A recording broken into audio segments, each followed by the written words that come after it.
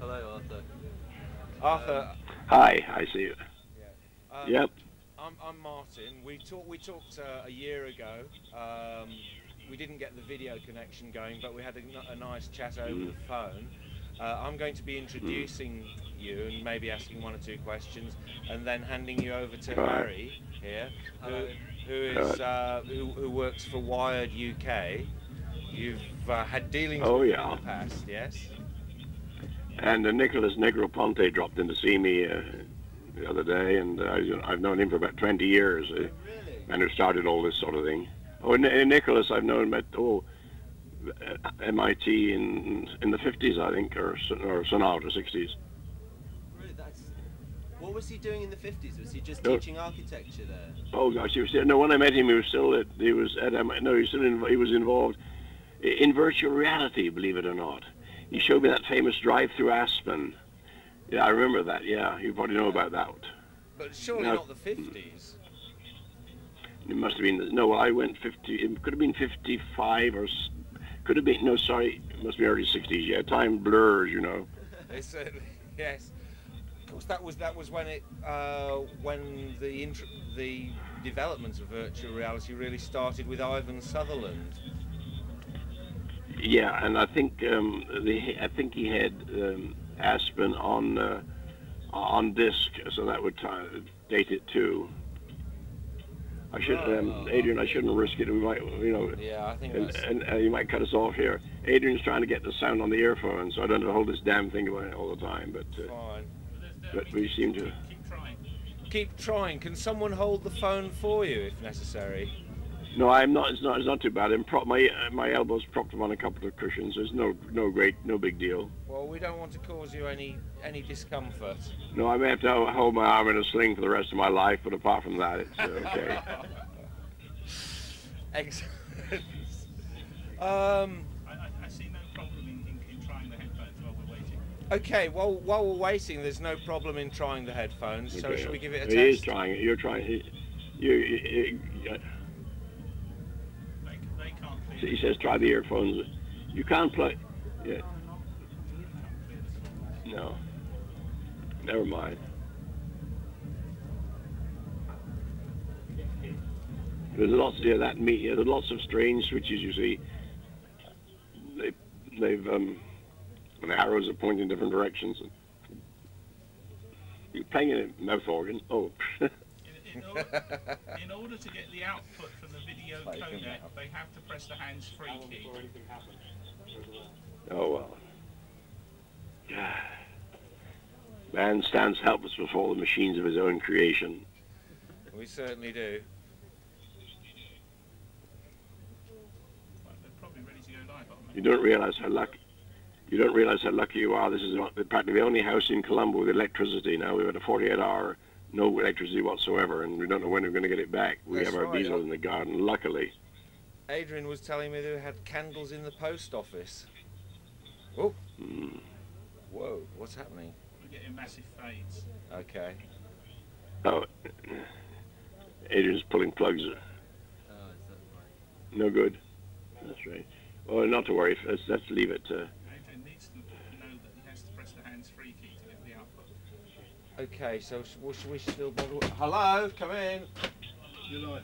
We're on. Okay, well, we're on, Arthur, so I think we're just going to go with what we've got. Okay. Ready to go. Okay, yeah. Well, welcome, Arthur. Welcome to London, to a place that you used to work and frequent. We're coming live from underneath Charing Cross at megatripolis. Where? I don't think the audio's up. And they're just trying to sort out the link there. It's feeding. You're all right. We're okay. Yeah. Okay. So welcome to London. Your image is being nice to see you across the dance floor. Well, I'm happy to speak to you, and let me introduce a little alien who's just dropped in by chance. Only if Pepsi isn't got into the act, there'll be trouble. So anyway, Pepsi, say hello to the nice Londoners. Okay, you take charge of Pepsi. Yes, well, you were certainly speaking from a place that was familiar to me, because I used to work at the executive audit department, you know, along the audit house, and then I went to King's College, and then I worked at the Institute of Electrical Engineers. So 3 places in my life quite close to Charing Cross. That's right, all along the Thames. Okay. Yes, right, all along the embankment.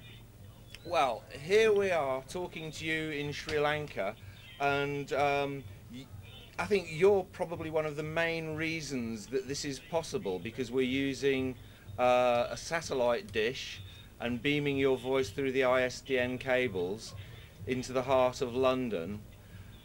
This is during a power cut in Sri Lanka, I believe. Not a power cut as much as a power strike aggravated by a lack of rain. The monsoon hasn't broken yet, and we already had 6-hour power cuts because of that. And now the whole electricity department's gone on strike, and I think everything else is following shortly afterwards. So we're very lucky we have a diesel generator. Okay, well, I'm glad you're still online. I'd like to introduce you to Harry Kunzo from Wired, who's got some questions from people on the dance floor and from himself. Harry, would you like to say a few words? Hello, Arthur. There are a lot of people here who've written various things on slips of paper to ask you. We've been collecting them throughout the evening, and I've also got a few questions from the staff of the magazine here in London. So one person called David asks, we've been through... Do I see a man smoking? I think you do, actually. No, it's just... I won't ask what he's smoking. Slightly perspiring. Adrian knows. Go on. Okay, Arthur, we've as a civilization, we've been through the industrial age, and then the electronic age, and now we're in the information age. Asks David J. Syme, what do you think will be the next age for technology? Well, I'm afraid the coming thing is, I think I've written a little essay about it somewhere, the coming cyberclasm, or cyberclism, whichever way you care to pronounce it. But incidentally, I think that Wired magazine has got 2 letters in its title transposed. People often say this to us. Yes, I'm asked whether I work on Weird magazine quite frequently. I have to answer yes, certainly on Fridays. Okay, I'm going to put you over so, to Peter. Could you define cyberclasm for us? Well, you know, when the information overload is so colossal, you know, that you just collapse under the strain. I mean, with email, faxes, compact discs, the web, the whole lot. I mean, how many bytes per second can the human mind absorb? You know? Do you think we're reaching our limit? Yeah, it's going to do that because of the compressors. I think a lot of people have gone beyond it. Right.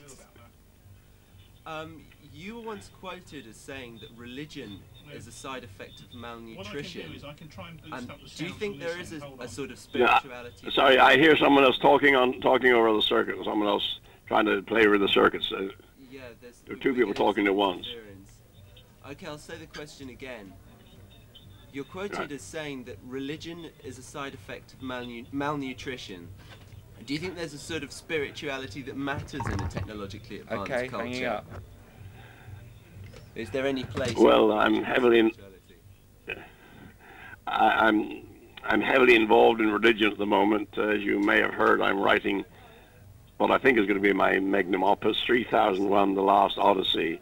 And to my great surprise, it's turning out to be mostly about God and sex, not necessarily in that order. Yeah, could you say some more about 3001? What themes are you dealing with? No, not for. No, you have to wait. You have to wait till the book comes out. Hopefully, early next year. Give us a clue. Give us a clue. No. Well, it does involve, of course, the basic characters in the earlier books, and I've integrated them into a much more complex story, and so I'm well into it now, and I'm, you know, spending every minute I can on it. And this is probably my last public engagement, I hope, until the book is finished, and I can emerge from seclusion again. We promise not to bother you until then. You've lived in Sri Lanka for many years, and what do you think the communications revolution that you've helped put underway will offer for less developed countries? I mean, is it just a case of the West and the Asian tigers going off in their own direction. Yes, well, I can only live here because of the communications revolution. When I came here first in 1956, it took 2 or 3 days to book a phone call to London or New York, and you were lucky if you could hear what happened at the other end. So, I mean, this is an example of how the revolution has taken place. And now with sort of faxes and email and instant dialing, I can operate here, you know, just as easily as if I was in London or New York. In fact, in some ways easier. And this has revolutionized the whole structure of the country, business-wise, tourism and everything, and entertainment, because we're now getting TV from all around the world. And this, of course, is affecting all countries, and particularly the countries which are underdeveloped, and also the countries that have tried to insulate themselves from Western influences. And often, in fact, I don't blame them, but they're going to fail. So do you think global communication isn't so much an option as a necessary survival strategy now for everywhere in the world? Oh, absolutely. I mean, civilization is impossible without communication. And of course, communication is necessary but not sufficient. You've got to have other things as well to get civilization. But communication and energy, and of course raw materials, information, you might say, is even more overriding. Information, of course, depends on communication. Do you think the future of communication is, and this is a question from my editor shamelessly plugging the magazine, do you think the future of world communication is wired or wireless? Is it going to be satellite based, or are landlines as important as we make out? It's going to be both. I mean, there's some things that only one can do. I mean, you've got to have satellites for global broadcasting to mobile, you know, receivers, and to individuals, of course. And on the other hand, cable or fiber is ideal for mass transfer of information between fixed points, and it's a beautiful, you might say it's a marriage made in heaven. You'll be pleased to know that somebody called Big Rick has a question for you. And Big Rick's question is that what area of technology do you think the next major breakthrough will be in, and what consequences do you think will follow for us? Well, everybody says, of course, that it's going to be biotechnology. I know nothing about biology and genetics, but I can see that the gigantic and often terrifying possibilities there. The other thing, of course, getting almost as much publicity now, is nanotechnology, getting things smaller and smaller. And that obviously is going to continue until we get down to the atom, or maybe we'll go further than that one day. But nanotechnology and biotechnology, they are the two obvious big things. Do you believe in Eric Drexler's vision of nanotechnology as potentially transcending all our limits, our biological limits? I take it quite seriously, though I see Drexler was hammered rather badly in Scientific American a few weeks ago. But maybe some of his visions are a little bit too far out. But it's obviously a very important technology, and I'd hate to put any limits to it. And if it is carried to the limits that he suggests, then our entire society will be totally revolutionized. I mean, almost anything you care to mention will cost nothing to produce, and that's going to upset a lot of people, not only De Beers. So do you think the implications of these future technologies are something we should be talking about now, and getting our minds and maybe our moral stances straight about them? Yes, we should always be prepared for the future technologies, because otherwise they'll come along and clobber us. And now I want to go out on a limb.